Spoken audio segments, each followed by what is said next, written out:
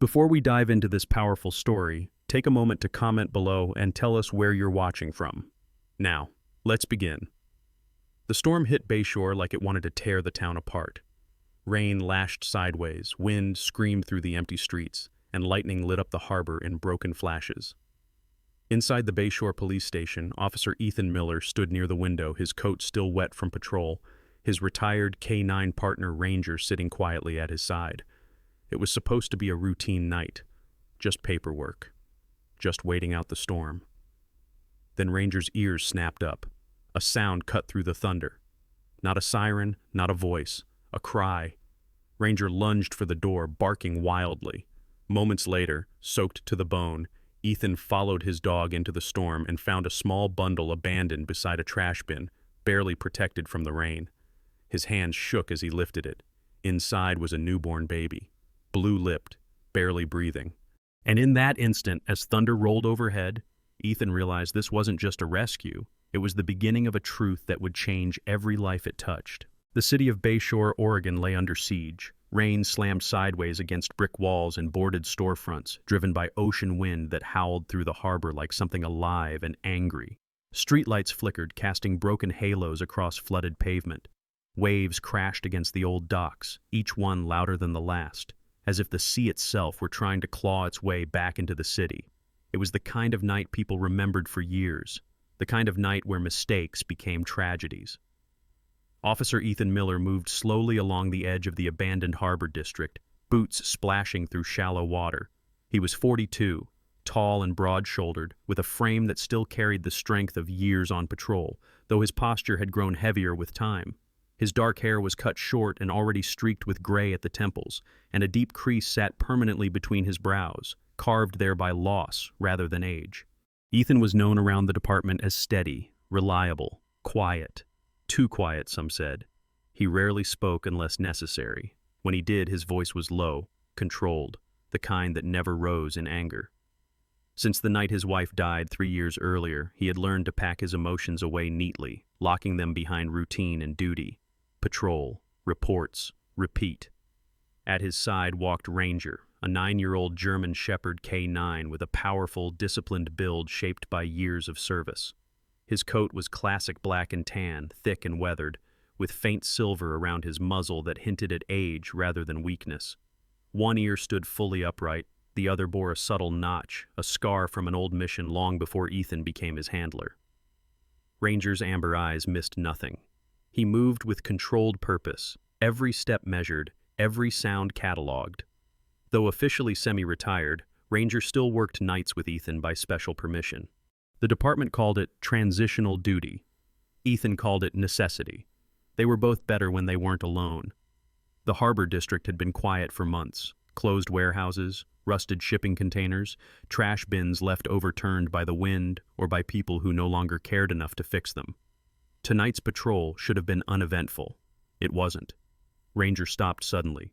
His ears snapped forward. His body stiffened. "Easy, boy," Ethan murmured, tightening his grip on the leash as rain soaked through his jacket. Probably just the storm. Ranger didn't respond. A sound cut through the wind-thin, almost lost beneath the thunder. Not loud enough to be obvious, not sharp enough to be certain. A cry. Ranger's muscles coiled. Then he lunged. The leash jerked hard, nearly pulling Ethan off balance. Ranger surged forward, boots slipping as he dragged Ethan toward a narrow service alley running between two abandoned buildings.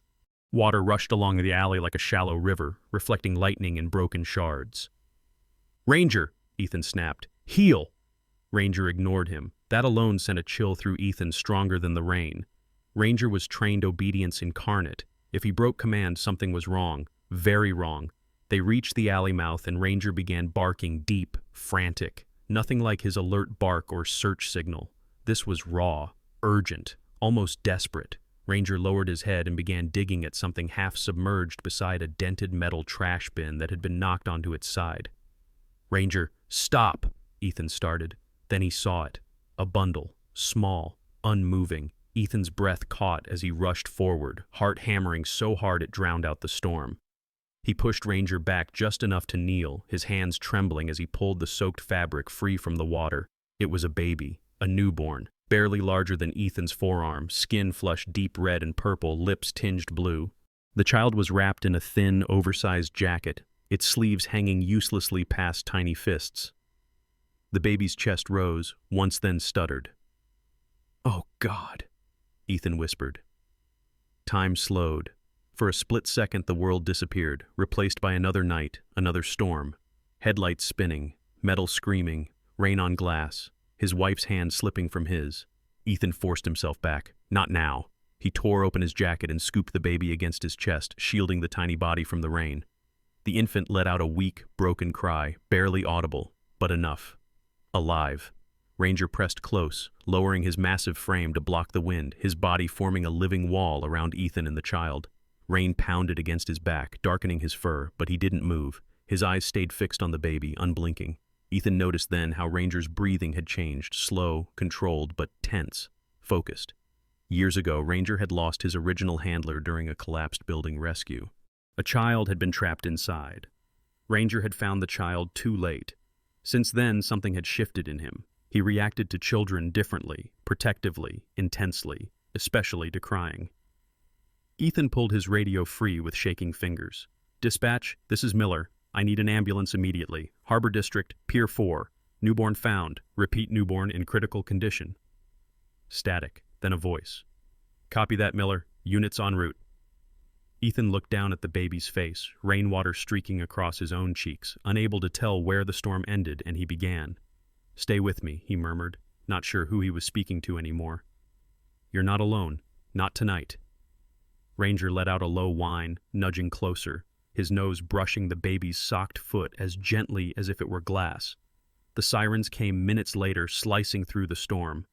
As paramedics rushed in, Ethan finally allowed himself to exhale. But somewhere deep in his chest, he knew this night wasn't over. It had only begun. The ambulance doors slammed shut against the wind, sealing the storm outside in a roar of rain and sirens.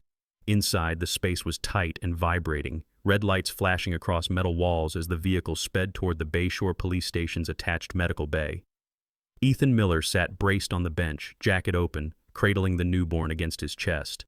The baby's skin was still cold despite the blanket the paramedic had wrapped around him, but there was movement now, faint, stubborn, unmistakable. Ranger rode low on the floor near Ethan's boots, his body wedged between the stretcher frame and the wall, amber eyes never leaving the small bundle. His breathing was controlled but shallow, the way it always was when he sensed fragility. The storm battered the vehicle, yet Ranger didn't flinch. He pressed closer, a silent sentry. They reached the station in minutes. The medical bay doors burst open and warm air rushed out to meet them. Fluorescent lights replaced lightning. The storm fell away, but the urgency did not. Ethan followed the gurney inside, boots leaving wet prints across the linoleum, his hands reluctant to let go even as trained fingers took the baby from him. Dr. Sarah Whitman stepped forward to assess the child. She was in her early 40s, tall and slender, with dark hair pulled back into a practical knot that left no room for vanity. Her face was sharp in a quiet, way-high cheekbones, tired eyes, but there was gentleness in her movements that softened everything else. Sarah had been the station's on-call physician for years, ever since leaving a busy trauma hospital after losing a patient she'd grown too attached to. Since then, she kept her voice calm, her heart guarded, and her focus absolute. She listened to the baby's chest, checked reflexes, watched the faint rise and fall of tiny lungs. "Hypothermia," she said, not looking up. "Early respiratory distress, but he's alive." She paused, then added, "Barely. Another 30 minutes out there and we'd be telling a very different story." Ethan closed his eyes. 30 minutes. He pictured the storm, the alley, the overturned bin, Ranger's sudden pull. He swallowed hard. Sarah wrapped the infant more tightly, placing him under a warming lamp. "We'll stabilize him here, then transfer to the hospital once the road's clear. For now, he needs heat and quiet." She glanced at Ethan. "You did everything right." Those words landed heavier than she could have known. The baby let out a thin cry, sharper now, louder. It cut through the room, raw and demanding. Ranger rose instantly and padded closer, lowering himself beside the bassinet that had been pulled over. He lay down with deliberate care, chin resting on the edge, eyes fixed on the infant. When the baby's cry softened, Ranger stilled completely, as if his presence alone might steady the fragile rhythm of breath.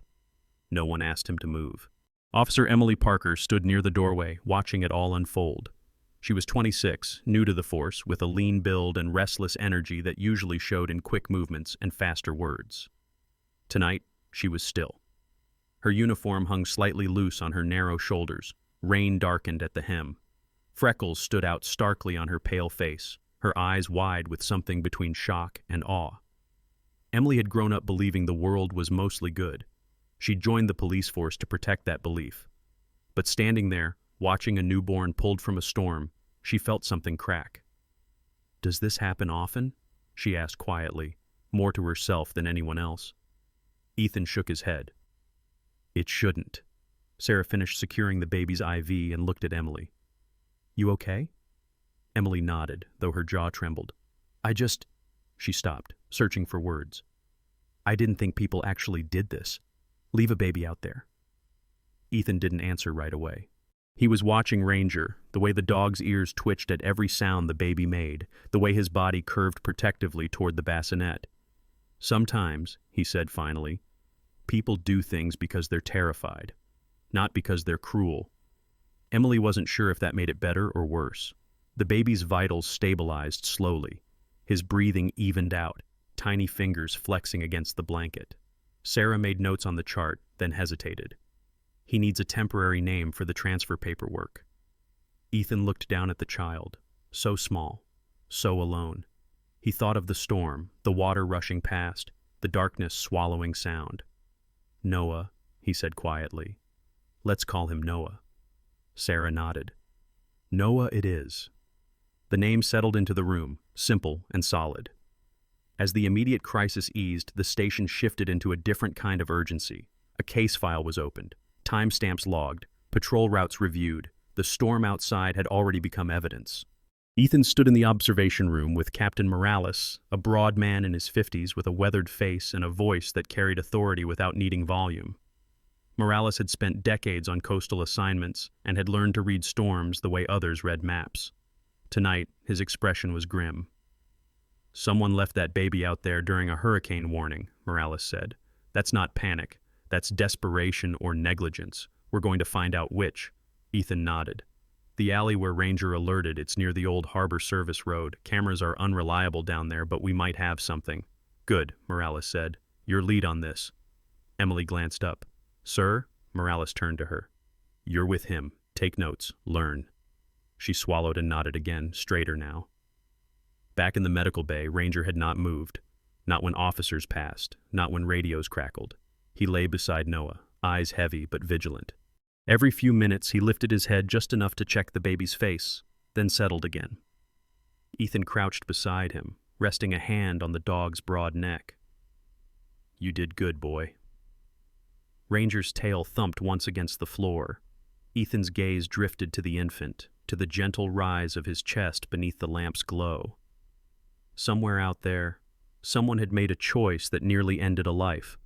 Somewhere else, that choice would come due. But for now, Noah was alive, warm, protected, and in the quiet hum of the station, with rain still pounding against the windows, Ethan felt the weight of something new settle over him. Not grief, not fear, but responsibility. This child had come out of the shadows, and Ethan intended to follow them back in. Morning came to Bayshore without light. The storm had passed, but the sky remained low and heavy. Clouds pressed flat against the horizon like a lid that refused to lift. The harbor smelled of salt, oil, and wet rust. Puddles clung to the broken pavement, reflecting cranes and skeletal dock frames that hadn't moved in years. Ethan Miller stood near the edge of Pier 4, collar turned up against the cold wind, eyes scanning the scene with practiced focus. The night had already been sealed into reports and radio logs, but this was where truth lived, not in paperwork. In details people missed because they didn't want to see them. Ranger moved ahead of him on a long leash, nose low, tail steady. In daylight, the German Shepherd looked every bit his age, 9 years old, joints slightly stiff after a night of rain, silver edging his muzzle, but his focus hadn't dulled. If anything, it had sharpened. His paws navigated broken glass and slick concrete without hesitation, muscles working beneath his thick coat with quiet confidence. Emily Parker followed a few steps behind, clutching a notepad to her chest. She had changed uniforms since the night before, but sleep hadn't touched her face.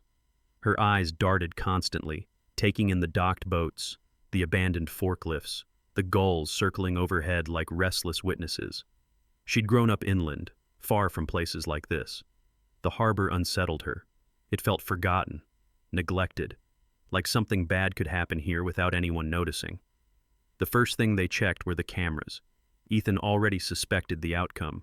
The city had stopped prioritizing maintenance in this district years ago.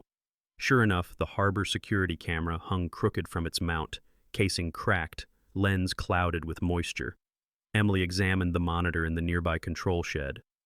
Last recorded footage was 3 weeks ago, she said. Then nothing. Then, Ethan exhaled slowly.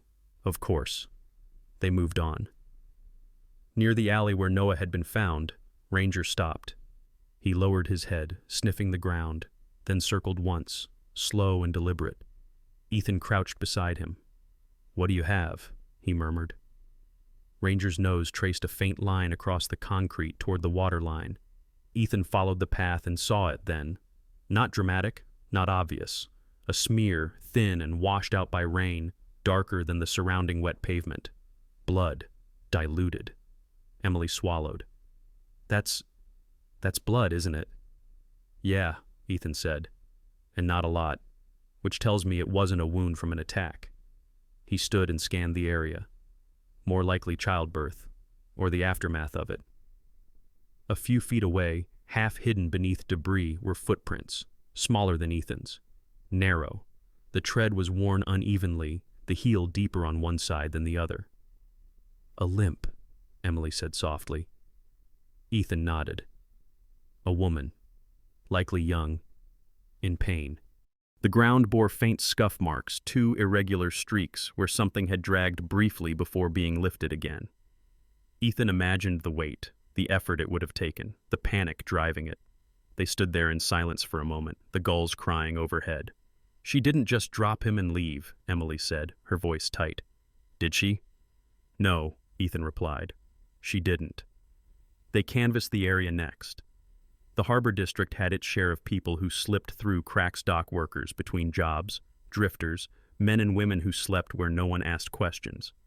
One of them, a man named Walter Reed, sat hunched beneath a torn tarp near an abandoned trawler.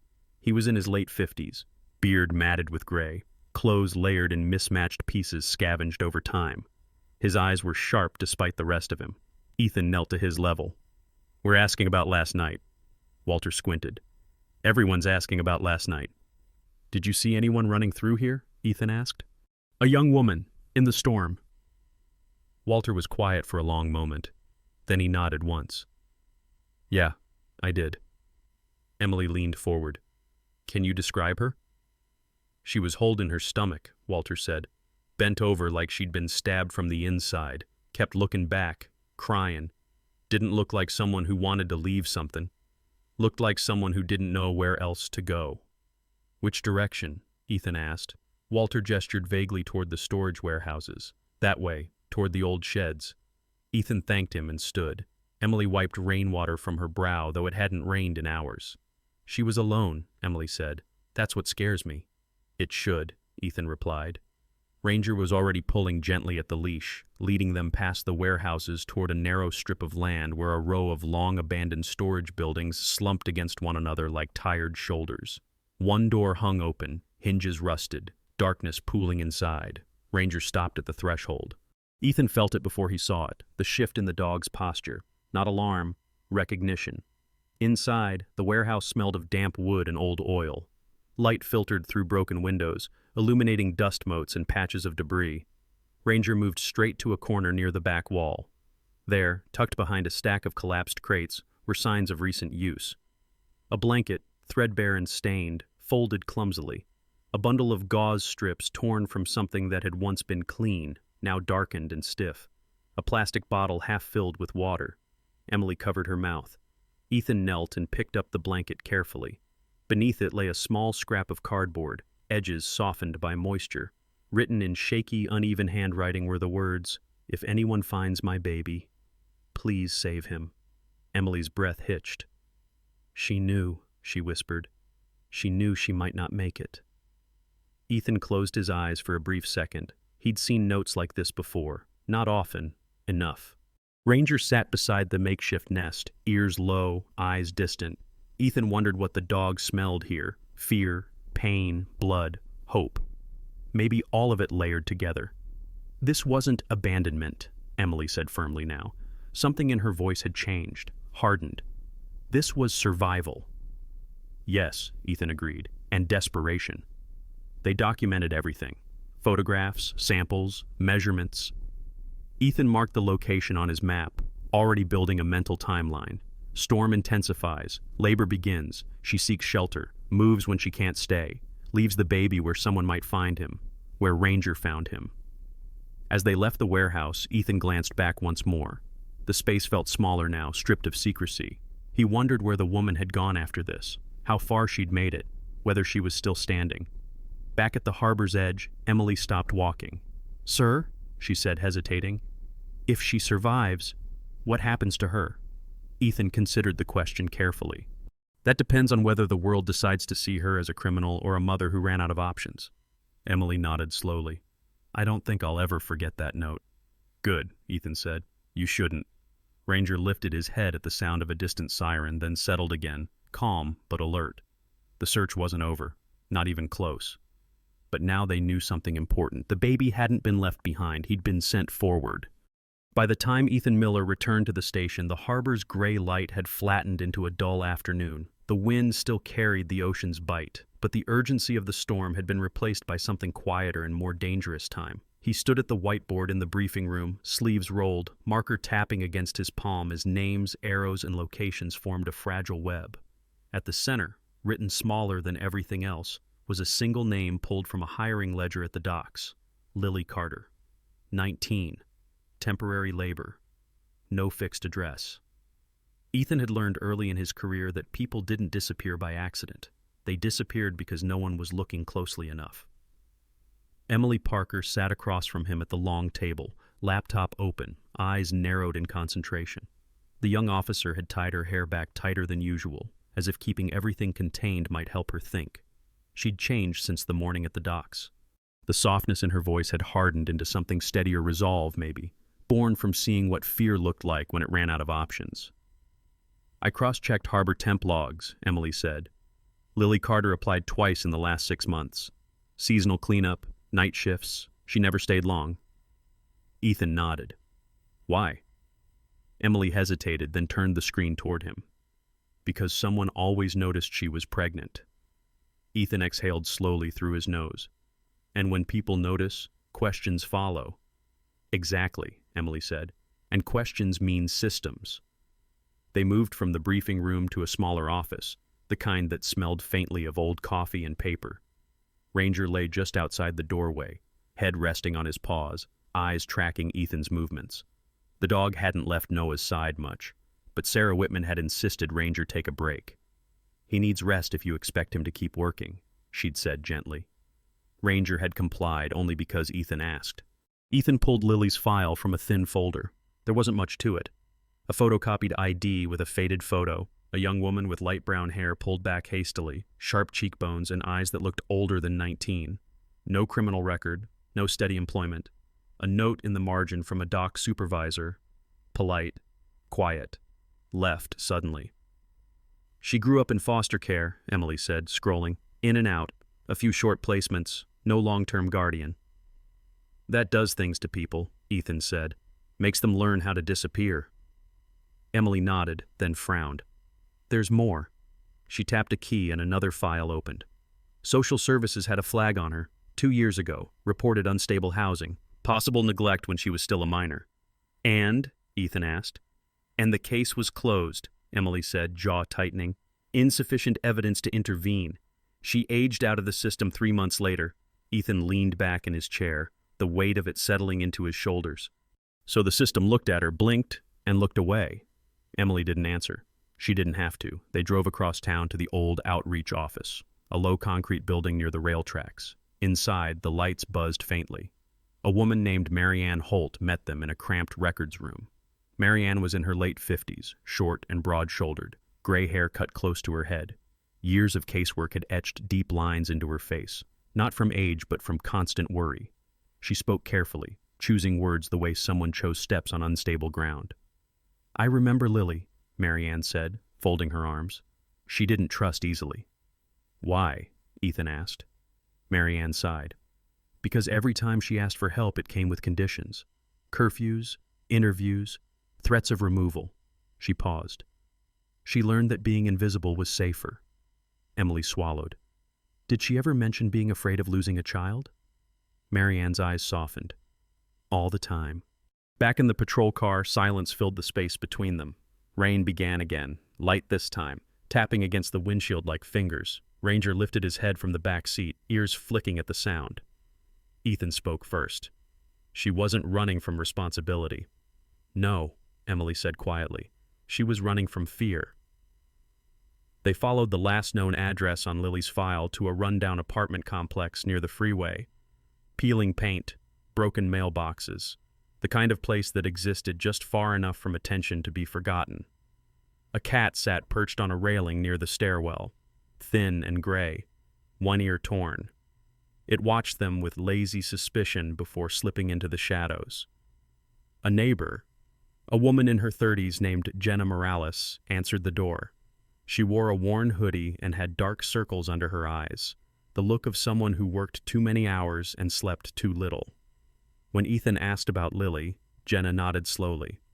"She lived 2 doors down," Jenna said. "Didn't talk much, always holding her stomach like she was bracing for something." "Did you see her during the storm?" Emily asked. Jenna's face tightened. "I saw her leave, middle of the night, rain coming down hard. She looked scared." She hesitated. "Not like someone abandoning something, like someone who thought she might die." Ethan thanked her and stepped back into the rain. He stood there for a moment longer than necessary, letting the water soak into his jacket. If the system hadn't closed that file, he thought, if someone had pushed harder, if help hadn't come with fear attached, would Noah have been born in a warehouse? Would Lily have run? Back at the station, Ethan stopped by the medical bay. Sarah Whitman stood beside Noah's bassinet checking monitors. Under the warm lights, the baby looked impossibly small but stronger than before. His chest rose and fell in a steady rhythm. "He's stable," Sarah said softly. "A fighter." Ranger padded over and lay beside the bassinet again, as if reclaiming his post. Ethan watched them both. "We think we know who his mother is." Sarah glanced up. And I think she thought she was protecting him," Ethan said. Sarah's expression shifted, guarded empathy flickering across her face. "Fear makes people do terrible things for the right reasons."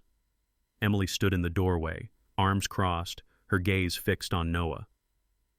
"If social services hadn't closed her case," Ethan finished the thought for her, "then maybe none of this would have happened." The weight of that settled over them, heavy and unavoidable.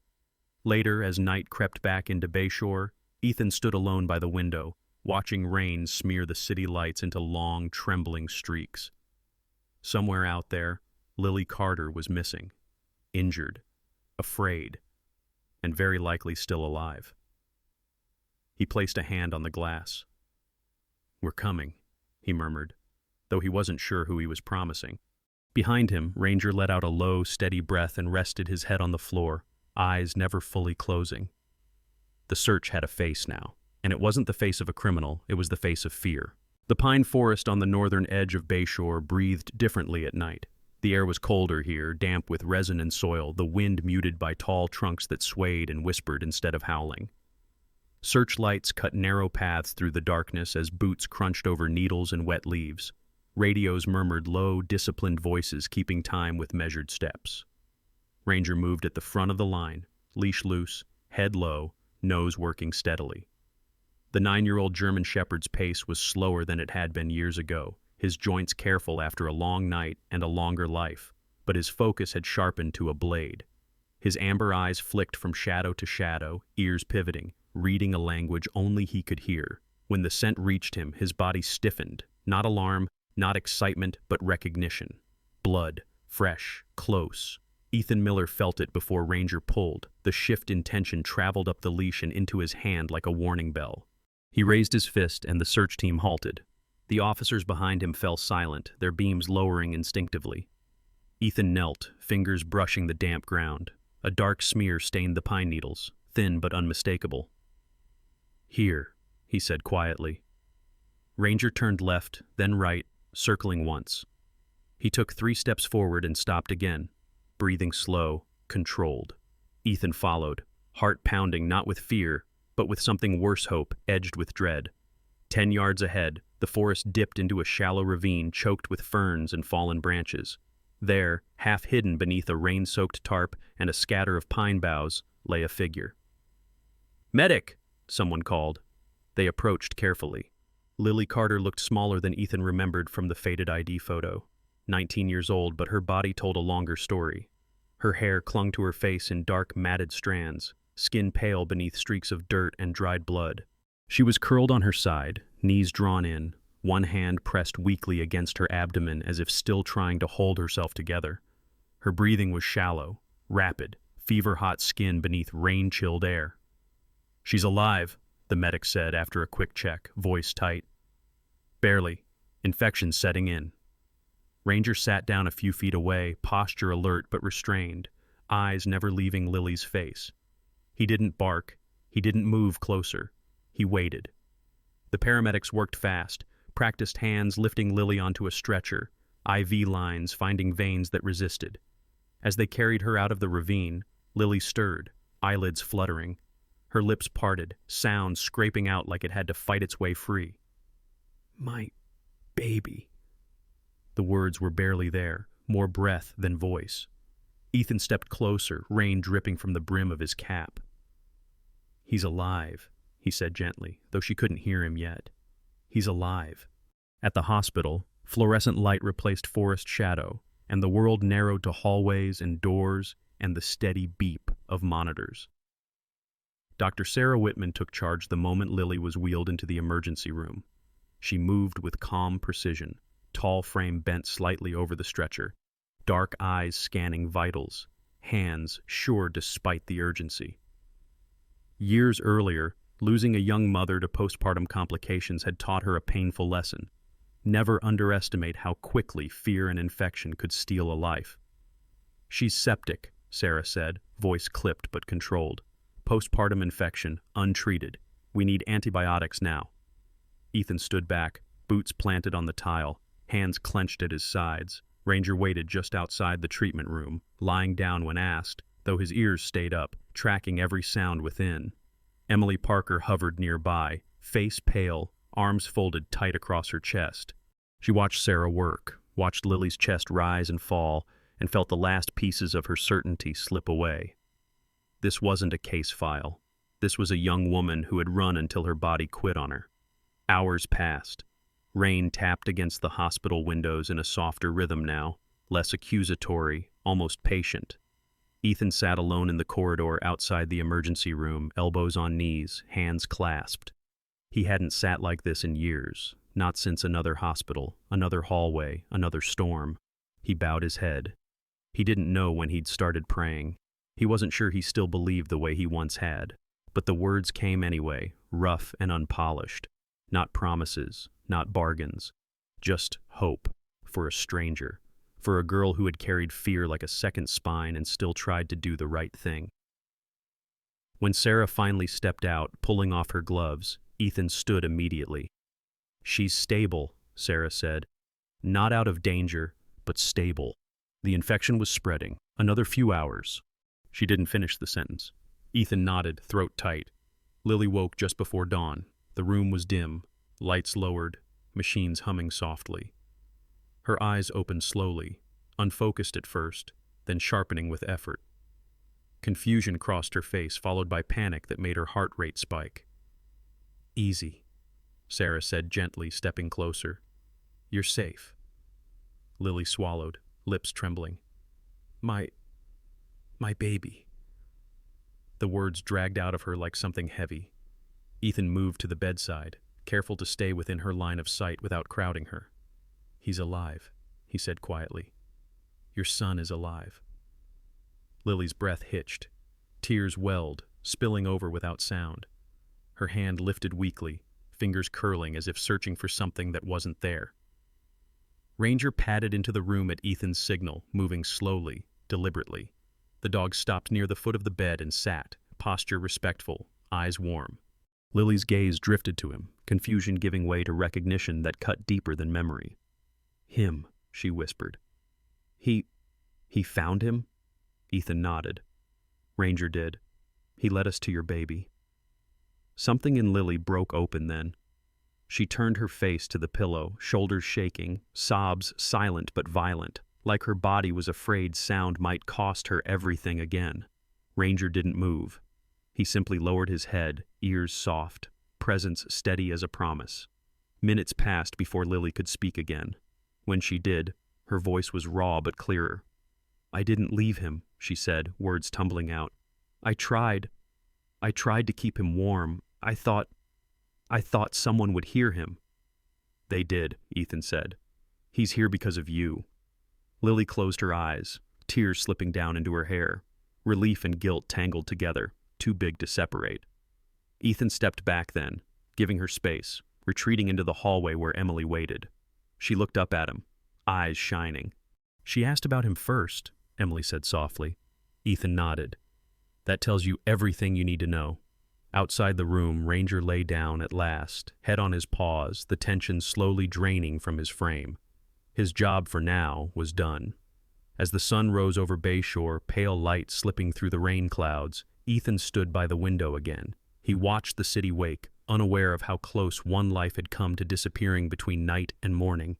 He pressed his palm to the glass and let out a breath he'd been holding for years. Spring came quietly to Bayshore, as if the city itself was afraid to disturb what had survived the winter. The harbor no longer smelled of rust and storm water, but of salt and early blossoms carried in from the hills. Sunlight touched the docks in thin, careful lines, warming wood that had not felt warmth in a long time. Lily Carter stood at the edge of that light, breathing it in. She had gained color since the hospital. Her skin, once waxy and fever-pale, now held a fragile warmth. Her light brown hair was shorter than before, cut unevenly where nurses had trimmed away what infection and neglect had ruined, but it framed her face softly. The dark circles beneath her eyes remained, not from illness now, but from sleepless nights learning how to be a mother without fear, tightening her chest every time her child cried. Noah slept in her arms, wrapped in a pale blue blanket. His breathing was steady, his tiny fist curled against her chest as if he knew exactly where he belonged.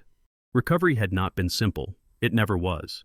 Lily endured weeks of antibiotics, follow-up examinations, and long conversations with social workers and legal advocates. But this time, the help came without threats, without ultimatums. Dr. Sarah Whitman oversaw Lily's medical care personally, her tall frame and composed presence a constant reassurance. Sarah spoke gently but honestly, explaining each step, never once implying judgment. Years earlier, guilt had hardened her. Now it guided her toward compassion. "You did what you could with what you had," Sarah told Lily one afternoon, adjusting Noah's monitor. "Survival isn't always pretty, but it counts." Legal proceedings followed, quieter than Lily had feared. The court reviewed evidence, the storm warnings, the medical reports, the note found in the warehouse, the testimony of witnesses who had seen her running through the rain. The ruling came swiftly. No criminal intent, no abandonment, a mother acting under crisis conditions. Lily was granted full parental rights, with structured support and oversight to ensure stability. Counseling, housing assistance, medical follow-ups.